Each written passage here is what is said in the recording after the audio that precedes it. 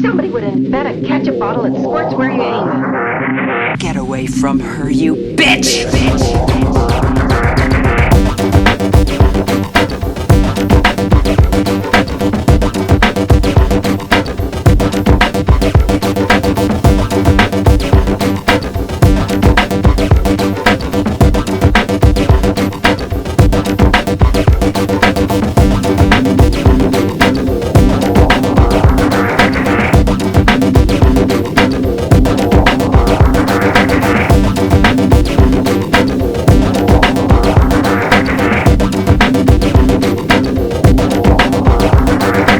So we've got plenty of volume there. It'll just be a little bit deeper. I'd buy that for $1. Mind the gap.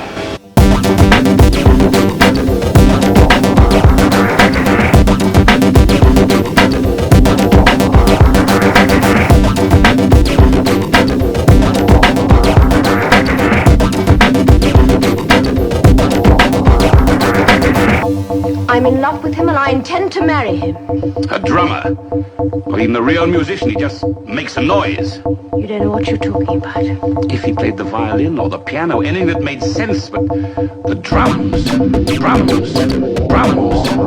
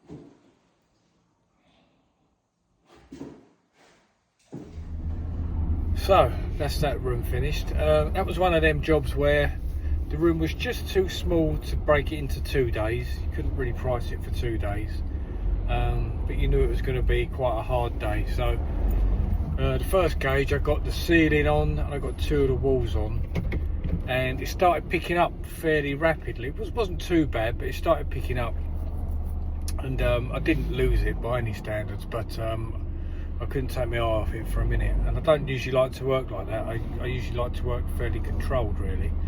You know, I'm not as young as I used to be, and I don't really want to push myself that hard for walls. But what's this car in front doing? Looks like he's trying to get up a curb. I think he's broken down. I know he's going to turn around. Anyway, that's nothing to do with you lot. You can't see that, I can see it.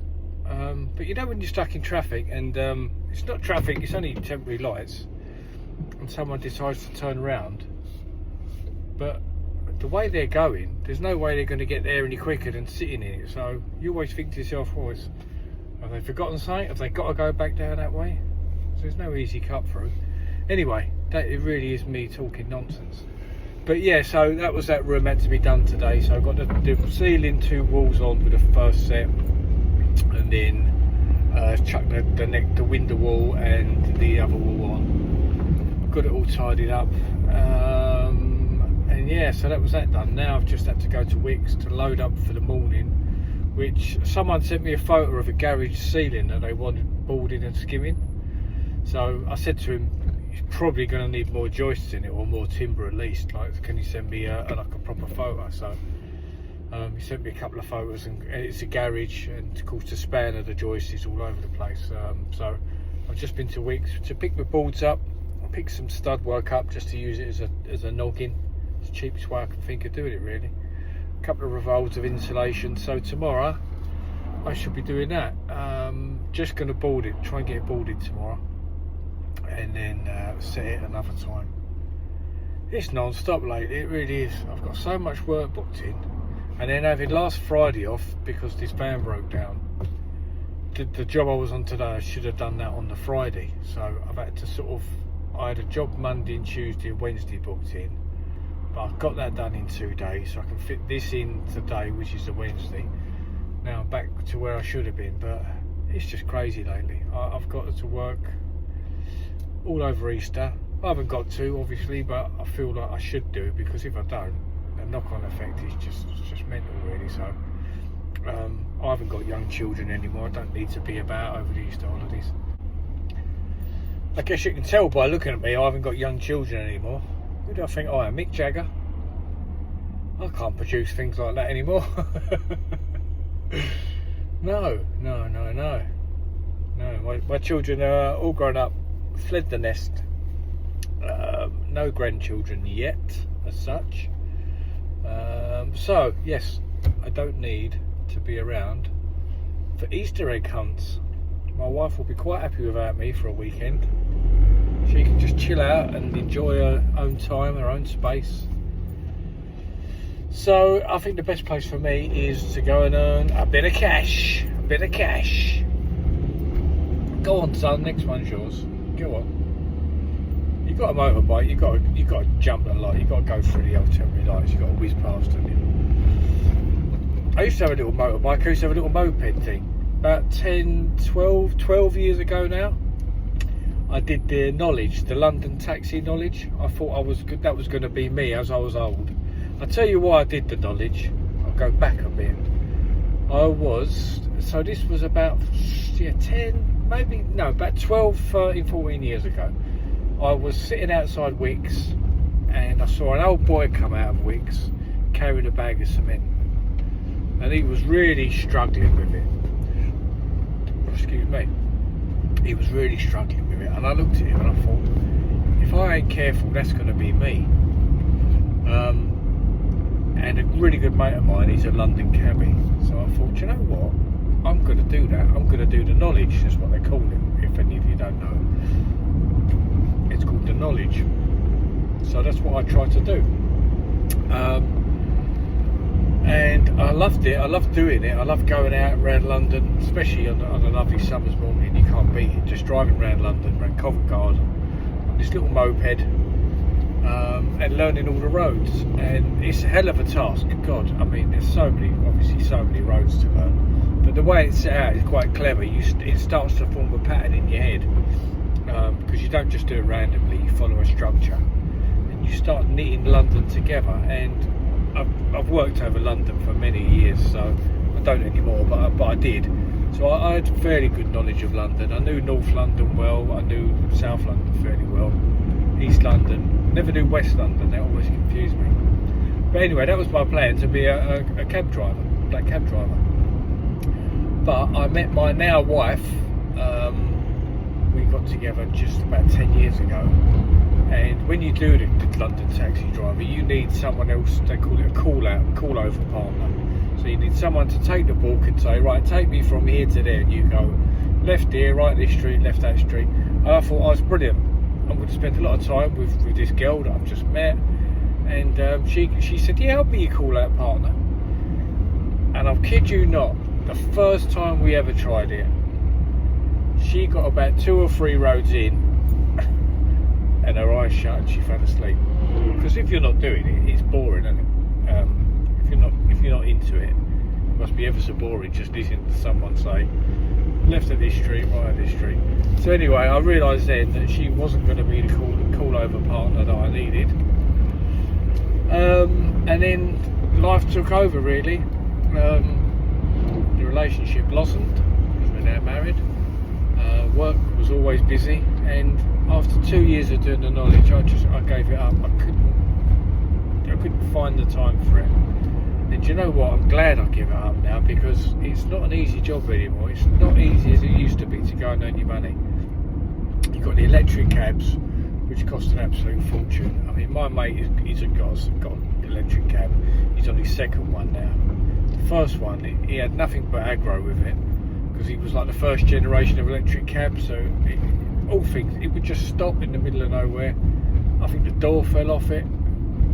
It was a nightmare. Back then there was no one who could come and fix it. There wasn't enough garages set up to fix it, and you have to have it done by the London, whatever it was, TfL accredited garage. And he's on his second cab now, and I know that he pays about, I think it's either $860 or $960 a month on like a lease purchase thing. So he has to find over 900 quid a month just to pay for that cab before he's even got a penny in his pocket. And that's how hard that is to do now. Whereas years ago, if you had your own cab, which didn't cost anything like that sort of price, if you owned your own cab, you was laughing really. But nowadays you can't even really own one of them electrics, because once once the guarantee's up, you've got to get rid of it. You've got to start again, because you would not want that to go wrong, you've got to start paying repairs for it. Absolute ridiculous. I mean, my mate went to pick his new one up with his brother-in-law, and they were literally coming out of the production line or whatever it was, and he said to his brother-in-law, oh, you have that one, Chris, you have the first one. So Chris had the first one, my mate took the second one. Now Chris took the first one, and it was a wrong one. It packed up straight away. He had to have a new battery on it, and if he'd have had to replace that battery himself, that battery would have cost, I think they said it was £25,000 for a new battery on that cab. So why would you ever want to own one out of a warranty? You wouldn't. So you're sort of stuck in the loop, really. Once you've paid all that money and you're out of warranty, you've got to back that cab and start all over again. So you're constantly finding sort of 800-900 quid a month, constantly. There's no way out of that unless you decide to buy it. And the resale value is not great either, because no one wants one. And if they do want it, it's going to be a garage that wants it. They want to give you next to nothing for it, because then they can rent it out.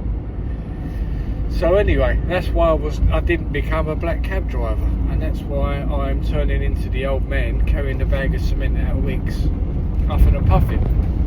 So I try to keep fit. I'm not having no Easter eggs. And yes, that's my little story. It's another little bit of waffles from me, which I'm sure most of you have switched off. If you haven't, brilliant.